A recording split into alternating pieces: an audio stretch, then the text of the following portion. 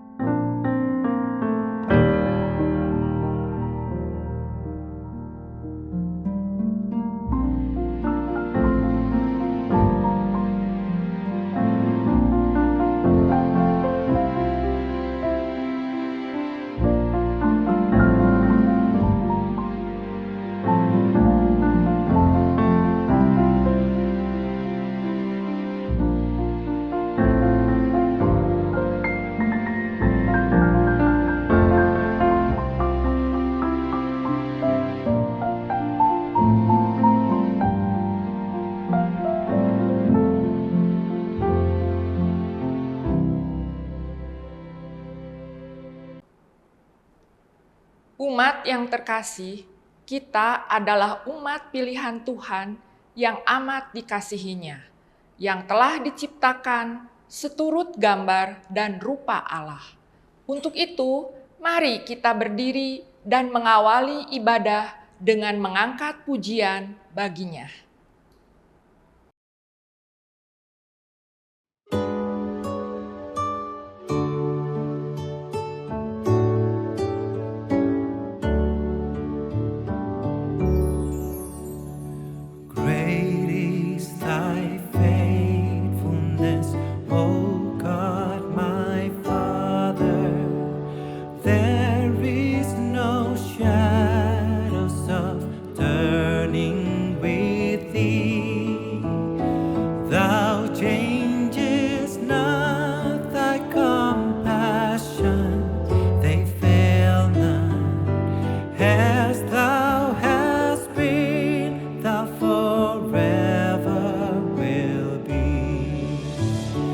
Great is thy faithfulness, great is thy faithfulness.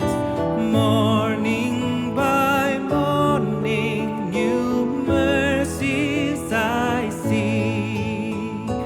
All I have needed, thy hands have provided.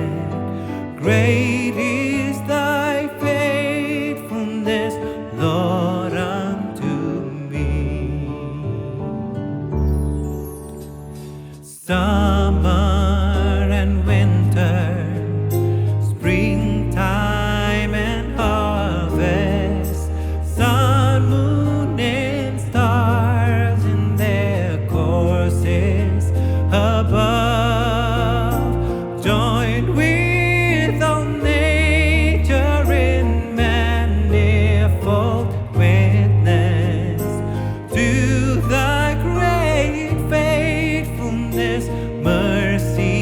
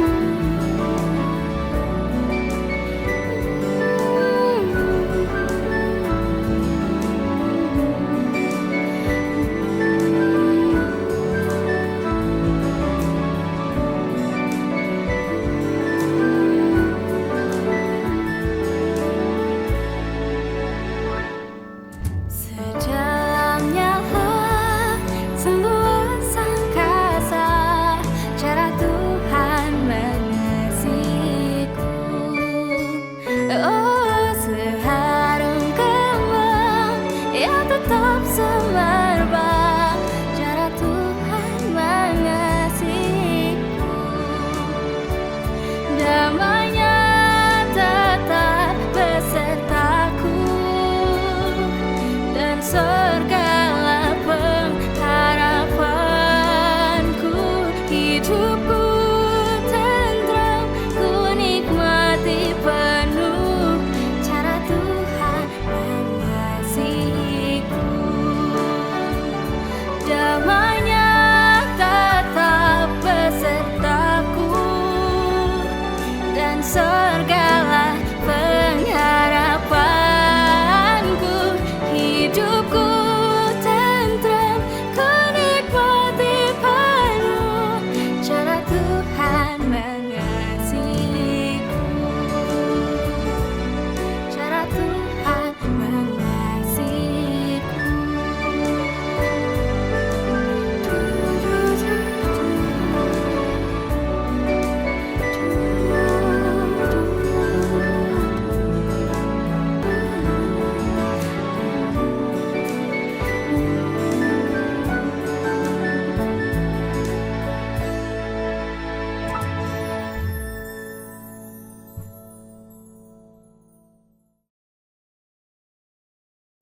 Satu Petrus 2 ayat 9. Tetapi kamulah bangsa yang terpilih, imamat yang rajani, bangsa yang kudus, umat kepunyaan Allah sendiri, supaya kamu memberitakan perbuatan-perbuatan yang besar dari Dia, yang telah memanggil kamu keluar dari kegelapan kepada terangnya yang ajaib.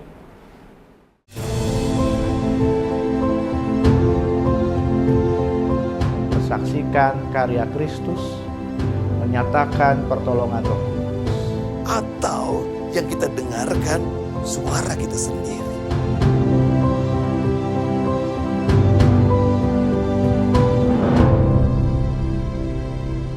Shalom jemaat yang dikasihi Tuhan Yesus Kristus, salam kenal, saya Pendeta Kukuh Aji Irianda dari GKI Pamitran Cirebon. Terima kasih saya sudah dikasih kesempatan untuk bisa mengisi renungan singkat dalam rangka hari ulang tahun yang ke-100 ya, GKI Kebonjati Bandung. Wow, usia yang sudah sangat dewasa, yang sudah sangat matang. Nah, suatu kali saya pernah pergi ke sebuah toko buku ya di Cirebon dan menemukan sebuah buku yang menarik isinya. Judulnya Senja Adalah Jeda. Jadi dari judul bukunya aja itu sudah menarik perhatian saya.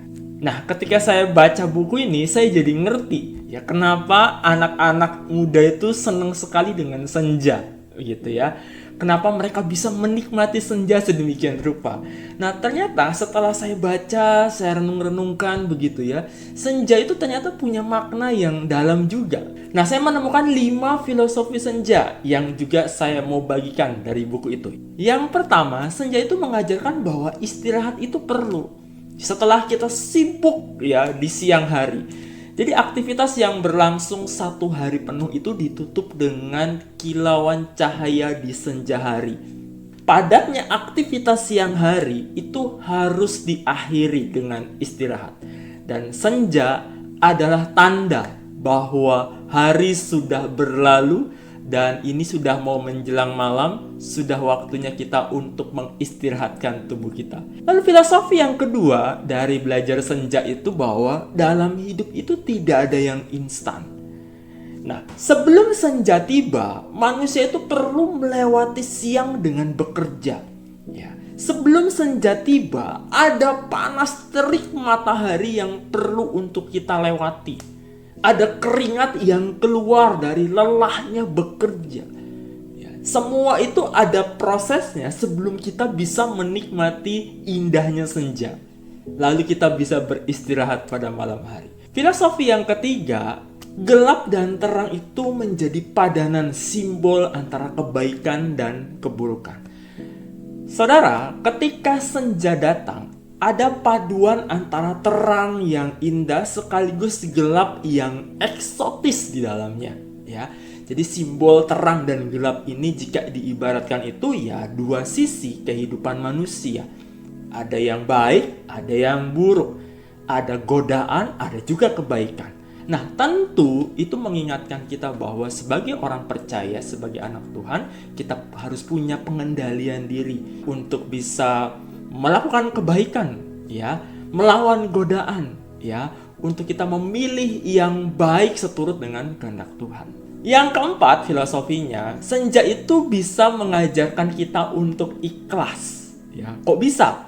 Jadi begini, senja itu adalah tanda waktu di mana siang itu sudah berlalu. Dalam kita menjalani hari dari pagi sampai siang sampai sore, kadang tidak selalu hari itu baik. Tidak selalu hari itu penuh misalkan dengan keberuntungan. Kadang kita mengalami hari yang buruk, atau kita kadang mengalami hari yang malang. Nah, senja mengajarkan kita bahwa ya sudah, hari yang sudah kita lewati kita tidak bisa rubah apa-apa. Artinya kita belajar untuk mengikhlaskan itu terjadi. Senja ingin mengatakan bahwa yang sudah ya sudah. Hari ini kita gagal, masih ada hari esok untuk kita mencoba lagi. Harinya sudah berlalu, mari istirahat, kita coba besok lagi. Filosofi yang kelima, senja ingin mengatakan bahwa tidak ada yang abadi di dunia ini. Senja adalah masa peralihan dari siang menuju kepada gelap. Ingin mengatakan bahwa semuanya dalam hidup itu akan berubah. Tidak ada yang baka, tidak ada yang abadi, tidak ada yang tetap dalam dunia ini. Segala sesuatu itu pasti berubah dan akan terus berubah. Ada waktu kita ada di atas, tapi bisa juga dalam kehidupan kita Tuhan mengizinkan sesuatu terjadi dan kita bisa ada di tengah ataupun juga ada di bawah. Nah, kemudian saya teringat satu bagian firman Tuhan yang membicarakan juga soal waktu, yaitu Pengkhotbah 3 ayat 1-5 dan ayat yang ke-11. Demikian bunyi firman Tuhan. Untuk segala sesuatu ada masanya. Untuk apapun di bawah langit ada waktunya. Ada waktu untuk lahir, ada waktu untuk meninggal. Ada waktu untuk menanam, ada waktu untuk mencabut yang ditanam. Ada waktu untuk membunuh, ada waktu untuk menyembuhkan. Ada waktu untuk merombak, ada waktu untuk membangun. Ada waktu untuk menangis, ada waktu untuk tertawa. Ada waktu untuk meratap, ada waktu untuk menari. Ada waktu untuk membuang batu, ada waktu untuk mengumpulkan batu. Ada waktu untuk memeluk, ada waktu untuk menahan diri dari memeluk. Tuhan Allah membuat segala sesuatu indah pada waktunya. Bahkan Ia memberikan kekekalan dalam hati mereka. Tetapi manusia tidak dapat menyelami pekerjaan yang dilakukan Allah dari awal sampai akhir. Dari pengkhotbah ini kita bisa melihat dan belajar bahwa dalam hidup ada waktu untuk memulai, ada waktu juga untuk mengakhiri. Artinya pengkhotbah ingin mengingatkan kita bahwa waktu itu sangat berharga. Selama masih ada waktu, itulah kesempatan hidup kita. Ya, ada waktu untuk lahir, ada waktu untuk meninggal.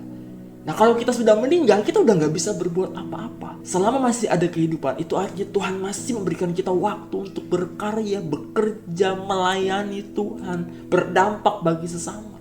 Ada waktu di mana tubuh kita sudah tidak bisa berbuat banyak. Cintailah juga istri suami kita selama Tuhan masih memberikan kita waktu. Kasihi anak kita, cintai sayangi orang tua kita. Pengkhotbah tadi mengatakan ada waktu untuk memeluk, ada waktu untuk menahan diri tidak memeluk.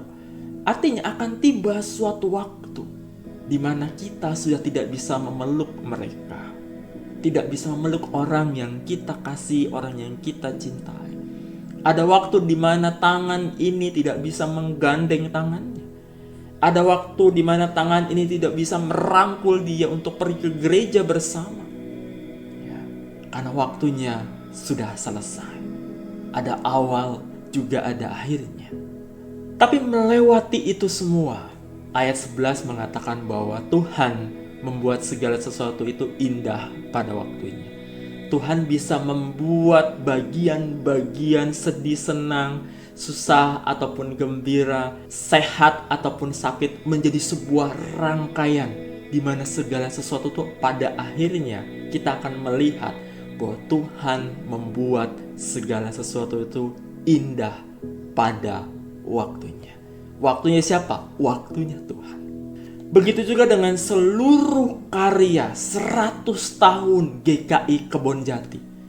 Tuhan mengubah sesuatu yang sederhana menjadi luar biasa. 100 tahun sungguh suatu usia yang harus kita syukuri, juga harus kita nikmati, harus kita rayakan juga.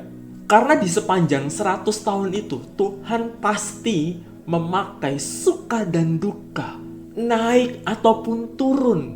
Tuhan juga memakai banyak orang dari generasi ke generasi. Ada banyak tangan yang terlibat di dalam usia 100 tahun karya GKI Kebonjati. Artinya saya ingin mengatakan bahwa 100 tahun sudah Tuhan memberkati limpah ruah GKI Kebonjati. Teruslah berkarya, jadilah berkat karena kita sudah lebih banyak diberkati. Terus bekerja selama hari masih siang. Saya akan tutup dengan satu firman Tuhan yang pernah disampaikan oleh Tuhan Yesus yang berkata, kita harus mengerjakan pekerjaan Allah yang mengutus aku selama masih siang. Akan datang malam di mana tidak ada seorang pun yang dapat bekerja. Sekali lagi selamat ulang tahun. Atas nama Majelis Jemaat dan Jemaat Simpatisan GKI Pamitran Cirebon, saya mengucapkan selamat ulang tahun yang ke-100. 1 abad sudah Tuhan menyertai. Tetaplah terus berkarya, jadilah berkat bagi sesama. Tuhan Yesus memberkati. Amin.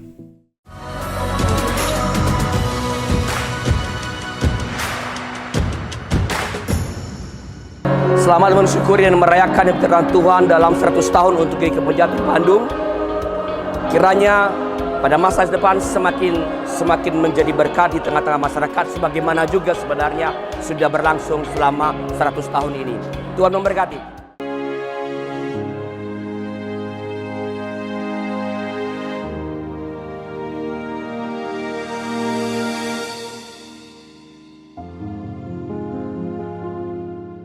Tahun lalu itu saya pernah kerampokan, jadi rumah kemasukan maling. Dan puji Tuhan saat itu tuh nggak ada siapa-siapa di rumah. Jadi waktu kita pulang kita tuh kaget bahwa itu pintu-pintu semua udah kebuka, dan terutama kamar saya yang udah paling diacak-acak. Dan bener-bener itu malingnya tuh cuma 5 apa 7 menit kalau kelihatan di CCTV gitu untuk ngebongkar-bongkarin semua barang-barang. Dan puji Tuhannya itu waktu itu kita memang shock banget ya, kaget gitu karena apa istilahnya, kita tuh bener-bener waktu pas pulang nyari-nyari apa nih yang hilang, kira-kira barang-barang gitu kan. Tapi yang hebatnya itu bahwa waktu saya lihat, saya tuh tipikal bukan orang yang menaruh barang-barang berharga di tempat-tempat yang terkunci gitu. Jadi memang waktu itu terpampang nyata ada perhiasan, ada apa, tapi itu nggak diambil. Terus juga saya nggak naruh uang sembarangan gitu, maksudnya juga nggak ada uang yang hilang. Tapi memang yang terpampang nyata itu laptop, jadi laptopnya lagi itu hilang gitu. Dan yang satu hal yang saya syukuri tadi itu adalah bahwa kita semua tuh nggak ada di rumah. Jadi namanya kan orang jahat ya, kalau misalnya mau niat ada gimana-gimana juga bisa aja. Jadi puji Tuhan saat itu kita merasakan bahwa walaupun kita kehilangan barang, tapi kita tetap diselamatkan sama Tuhan dan tidak kehilangan keselamatan itu gitu. Ini yang saya juga rasakan bahwa setiap pagi sebelum saya melakukan aktivitas, saya itu selalu berdoa, declare. Saya tuh pertama saya mengucap syukur dulu bahwa hari ini saya udah dikasih kehidupan, bahwa hari ini saya sudah dikasih kesehatan dan sebagainya, dan saya selalu mendeklar bahwa setiap hari saya selalu dijagain bersama dengan keluarga saya, dilindungi Tuhan dan sebagainya. Jadi the power of prayer, the power of declare, bahwa dengan mulut kita mengaku dan dengan iman kita percaya, itu yang selalu saya lakukan setiap hari. Jadi saya percaya bahwa penyertaan Tuhan itu selalu ada bersama dengan saya dan keluarga saya setiap saat.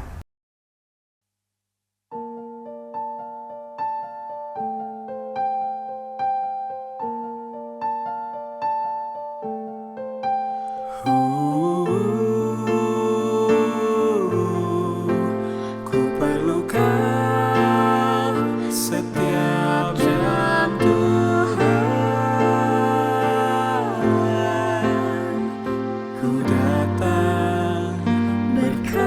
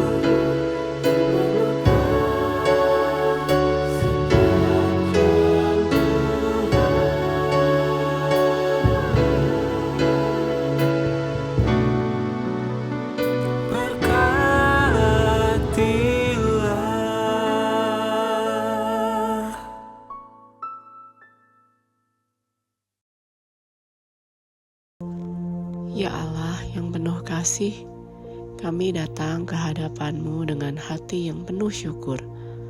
Engkaulah Allah yang telah memanggil kami untuk menjadi umat pilihan-Mu. Bukan karena kekuatan kami, tetapi karena kasih karunia-Mu yang tak terhingga. Bapa yang Maha Kudus, ajarlah kami untuk hidup sesuai dengan panggilan-Mu. Bentuklah hati kami agar senantiasa taat kepada kehendak-Mu. Jadikanlah kami terang di tengah dunia yang gelap, sehingga melalui hidup kami, nama-Mu dimuliakan. Tuhan Yesus, Engkaulah gembala kami.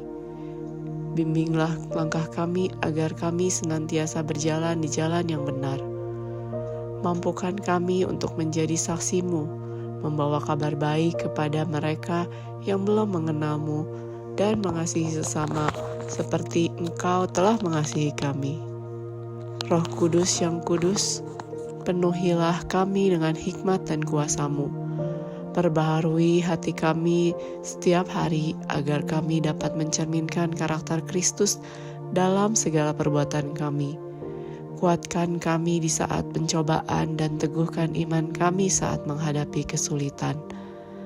Bapa yang setia, kami menyerahkan hidup kami sepenuhnya kepadamu. Jadikanlah kami alat di tangan-Mu untuk menyatakan kasih dan kebenaran-Mu di dunia ini. Biarlah kehendak-Mu yang sempurna terjadi dalam hidup kami dan nama-Mu dipermuliakan di atas segalanya. Dalam nama Yesus Kristus Tuhan dan Juru Selamat kami berdoa dan bersyukur. Amin.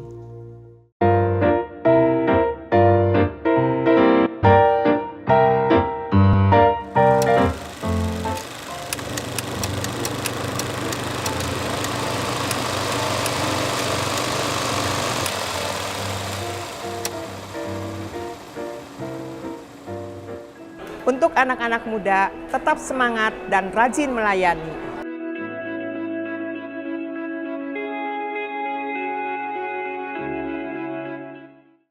Lansia GKI Kebonjati mengucapkan selamat ulang tahun yang ke-100 GKI Kebonjati. Wow, wow, wow.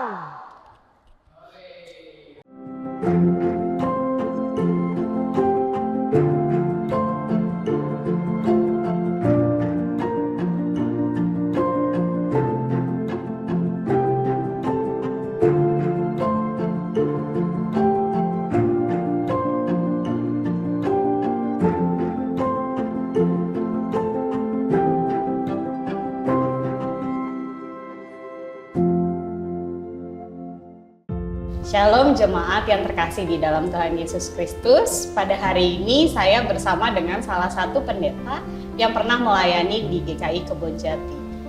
Apa kabar Pak? Silakan memperkenalkan diri. Kabar baik, Frida. Saya pendeta Rias Darosa. Pernah jadi pendeta jemaat di Kebonjati. Saya 91 sampai 97 kurang lebih.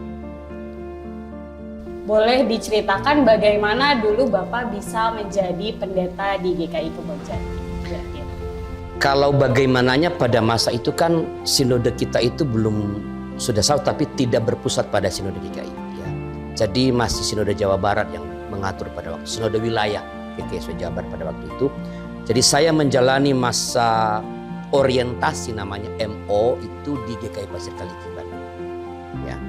Lalu kan setelah MO di Pasir Kaliki 3 bulan sampai Natal itu, lalu Sinode BPMSW GKI Jawa Barat waktu itu menempatkan saya di GKI Kebonjati untuk menjalani masa perkenalan. Jadi pada waktu itu ya penempatan oleh ya BPMSW. Jadi kita ditempatkan oleh ya, sebagai calon pendeta, saya diminta untuk di Kebonjati, ya saya langsung berangkat dimanapun ditempatkan kan. Tidak sama saja sih, tapi ya mesti jalan. Ya, jadi langsung diberikan kabar langsung jadi berangkat mengikuti pengumuman yang ada waktu itu. Iya. Ya. Kalau gitu kira-kira boleh cerita suka dukanya ketika menjadi pendeta di GKI Kebonjati. Kalau dukanya adalah, dan itu salah satu mengapa saya sebenarnya minta mutasi. Ini jemaat besar sekali. Waktu itu jemaatnya sekitar 3.500-an. Ya. Kita sebagai pendeta atau calon pendeta bertemu jemaat di tempat-tempat tertentu, misalnya di rumah makan. Selamat pagi atau selamat siang Pak Pendeta. Saya ini anggota jemaat Kebonjati. Saya tidak kenal. Itu membawa rasa bersalah. Seorang pendeta tidak mengenal anggota jemaatnya. Dia rada frustrasi sebenarnya. Ya. Tapi terus kita jalani pada waktu itu. Jadi kalau dibilang duka, kesedihan lah sebenarnya, bukan duka. Ya, kesedihan adalah karena tidak dapat mengenal dengan baik anggota jemaat. Walaupun itu ada jalur perlawatan, tapi nggak menjangkau semua anggota jemaat juga tetap. Itu kalau sebut kesedihannya. Kalau kegembiraannya itu banyak sekali. Pertama-tama karena saya muda dan waktu itu saya dipercayakan juga untuk menggarap komisi pemuda. Itu happy banget, itu dari kurang lebih di bawah 10 jumlah persekutuan pemuda itu bisa sampai 60 orang. Itu dengan dulu Liven, ada satu lagi waktu itu udah pindah sekarang ya, yang seniornya itu siapa tuh, kokonya si Reni Setiono, ya saya lupa namanya. Dia bekerja di bank waktu itu. Angkatan bawahnya itu adalah sekarang penatua Marta atau Erni. Erni itu dulu adalah murid katekesi saya di sini. Jadi kebersamaan dengan mereka, dengan orang-orang muda ini luar biasa. Ya.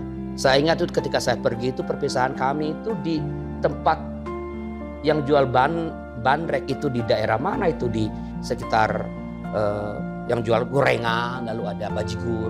Kami di situ kumpul dekat dengan anak-anak muda. Itu kegembiraan, salah satu kegembiraannya. Yang lain adalah bersyukur bahwa saya juga diberi kepercayaan untuk mengembangkan pelayanan Oikmas namanya dulu. Sekarang Kespel. Dan waktu itu Kebonjati itu luar biasa. Ya, kita sampai ke Indramayu, kemana-mana untuk melakukan tugas-tugas misioner. Ya. Jadi kita berkembang sekali kegiatan-kegiatan Kespel. Beasiswa, kita mulai bikin tim beasiswa. Pernah ada dulu katanya tapi mati. Lalu kita hidupkan kembali itu. Dan itu sangat, ya karena baru lulus, ya saya kira Frida juga tahu kalau baru idealismenya itu kan tinggi. Pelayanan kepada masyarakat, apalagi saya punya skripsi adalah tentang gereja yang membebaskan. Ya, teologi pembebasan. Saya sangat menikmati pelayanan di bidang Kespel. Itu salah dua. Ada banyak hal lain ya yang menyenangkan. Kekeluargaannya di Kebonjati. Ya. Dan para penatua yang support. Ada 1-2 penatua yang memang juga semua orang tahu itu bikin soal. Tapi sebagian besar penatua di Kebonjati mensupport pelayanan pendeta. Mendukung dan mengerti kelemahan-kelemahan pendetanya. Dan itu kegembiraan buat saya. Sangat mensupport pelayanan di luar. Saya diminta di sinode jadi komisi di KPT, didukung. Ketika saya diminta mutasi juga didukung. Ya, nggak ada tuh. Dan saya kira itu sudah satu keistimewaan Kebonjati. Kalau pendeta Kebonjati diminta mutasi, sampai terakhir Pak Yoce atau David, setahu saya dengar, itu mereka dengan rela mengizinkan asal mereka tahu bahwa ini adalah proses gerejawi dan baik untuk kemajuan pendetanya. Itu yang menggembirakan, disupport. Berarti sejauh pelayanan di GKI Kebonjati Bapak merasa dirangkul oleh jemaat? Sangat, ya. Dan yang lebih penting adalah hanya di Kebonjati saya dipanggil Galih. Nama kecil saya, nggak ada orang lain. Di tempat lain saya mutasi ke Paduri, semua orang panggil saya Bapak. Di sini nggak semua orang panggil saya Bapak, langsung nyebut nama saya. Sampai sekarang kalau ketemu kayak siapa tuh Epi, Galih, udah setua ini. Dan itu adalah kesenangan bahwa ada kedekatan gitu, nggak Pak Arlianus, kecuali kalau lagi rapat ya panggilnya Pak Arlianus. Itu juga menyenangkan. Itu yang saya kehilangan ketika saya mutasi. Tidak ada lagi orang yang panggil saya dengan nama kecil. Berarti sejauh pelayanan di GKI Kebonjati tadi Bapak sudah bercerita banyak hal, pasti ada bagian yang sangat berkesan. Apapun itu, kira-kira apa Pak? Kalau sangat itu agak susah ya.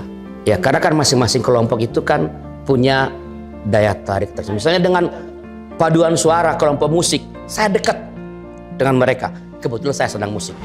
Ya, jadi saya cukup dekat walaupun saya tidak terlibat banyak sih. Tapi kalau ada event-event musikal misalnya ada pementasan Paskah, pementasan Natal, saya pasti terlibat sebagai memberi pengantar, memberi komentar atau melayankan firman. Termasuk yang menyenangkan adalah kita bisa mengundang atau mendatangkan misalnya bukanlah tim paduan suara dari Island, Manila. Konser di sini itu.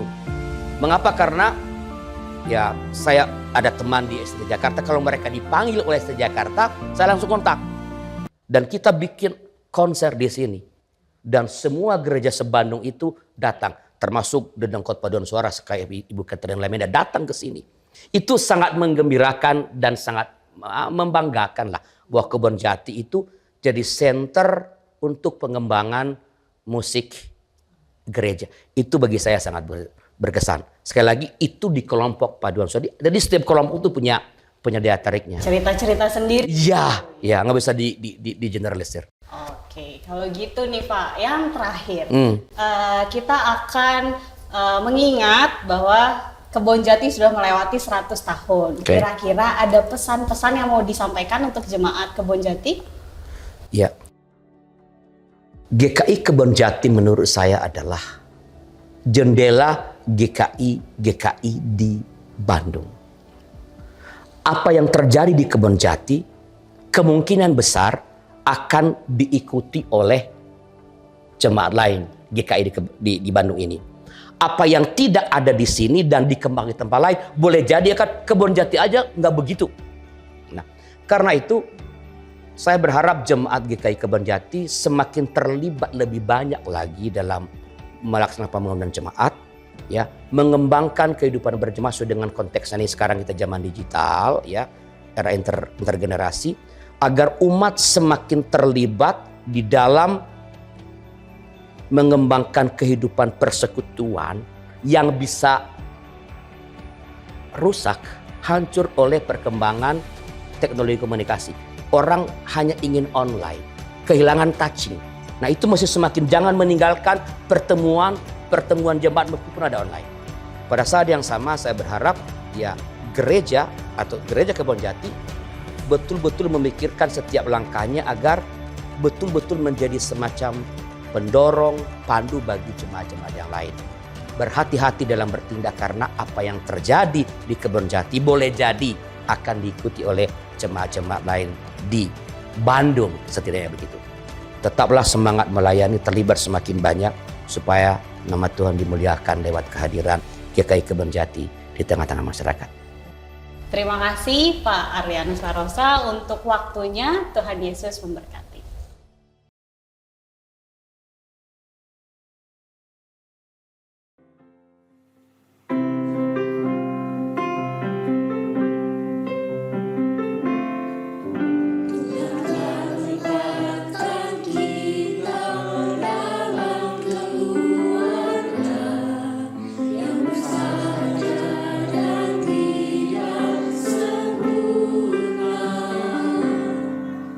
Di